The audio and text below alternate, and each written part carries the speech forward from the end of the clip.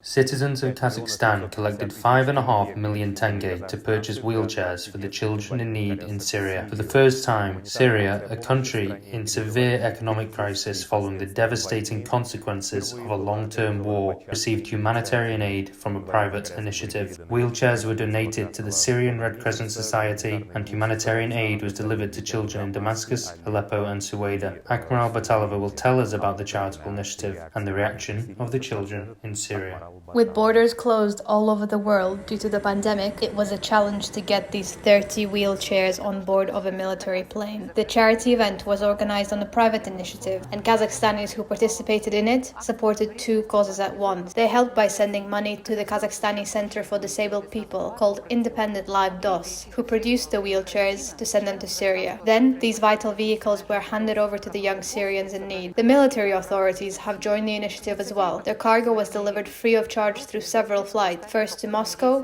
by the Ministry of Defense of Kazakhstan, and from there, with the assistance of the Russian Defense Ministry, to Syria. There, it was handed over to the Red Crescent Society. This organization helps most vulnerable categories of citizens throughout Syria without exception.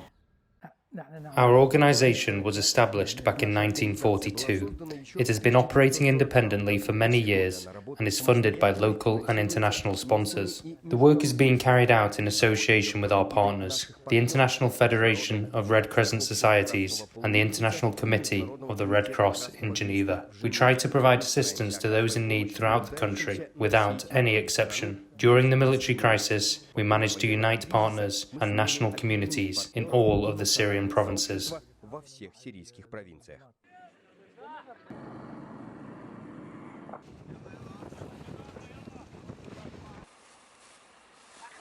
This footage is taken at the Red Crescent branch in Damascus. It was decided to transfer some of the wheelchairs to patients with cerebral palsy receiving treatment here. For those who lost the ability to move independently after the consequences of military operations, the clinic has a workshop for the production of prosthetic body parts, as well as a rehabilitation center. Several wheelchairs were also taken to the disabled people's homes in the suburbs of Damascus.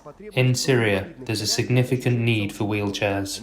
They are needed both by people with cerebral palsy syndrome and by those who've lost their limbs as a result of mine explosions. We're extremely grateful to the people of Kazakhstan for all of their help. Every chair you deliver changes a child's life. These children will now be able to move independently and attend school. Thank you very much for all of your support.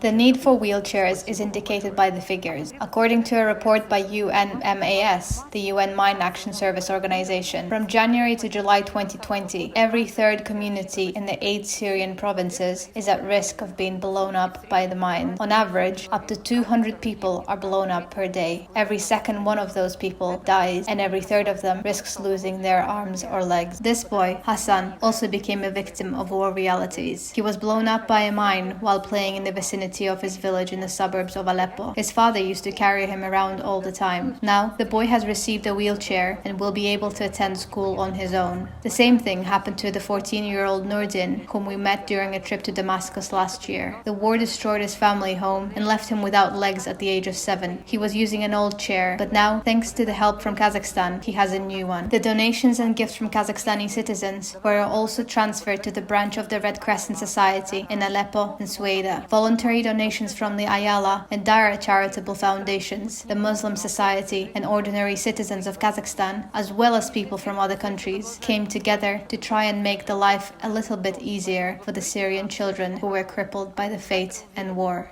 Donations were kept open, and money is still being sent to the account of the DOS Center. Therefore, it was decided to continue the charity action. The organizers are certain that human kindness has no borders, citizenship, gender, or nationality. Mercy is unlimited. Akmal Batalova, Timur Tenov, Eugene Makhmetov, Damascus, Syria.